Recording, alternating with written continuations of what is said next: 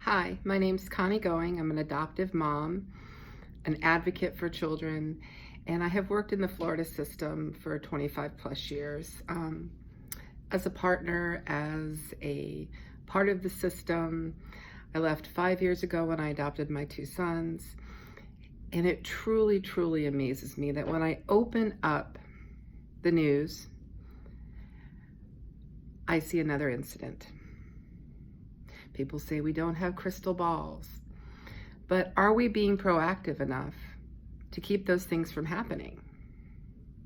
Now I'm digressing a little bit because I really wanted to talk about transparency, because I am so frustrated, as I know many families out there that have adopted children, foster families, partners in the community.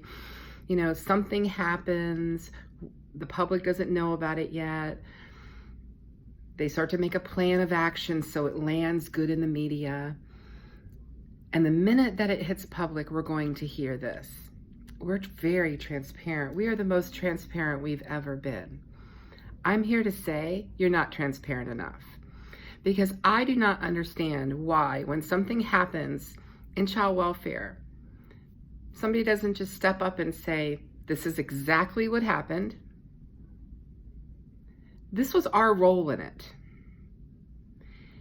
and we are going to make it better.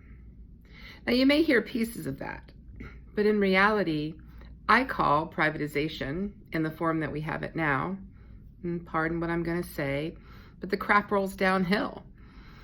It goes down to the lowest common denominator for that child that something happened to, and that would be that caseworker who is unprepared, overworked, or could have been someone that they've just let slide through all the years. But the point is, it's not just that caseworker.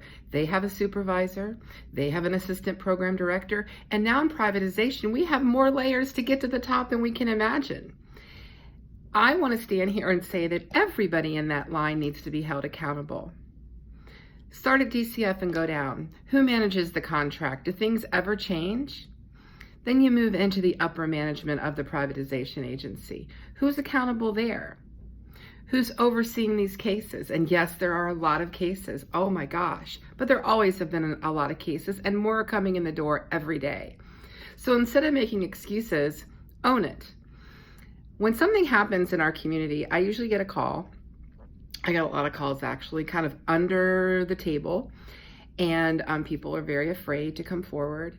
But I usually get a call from the media, and they have gathered the files and put them out there. And I'll spend a very quick next 24 hours reading through everything, making notes, reviewing, auditing.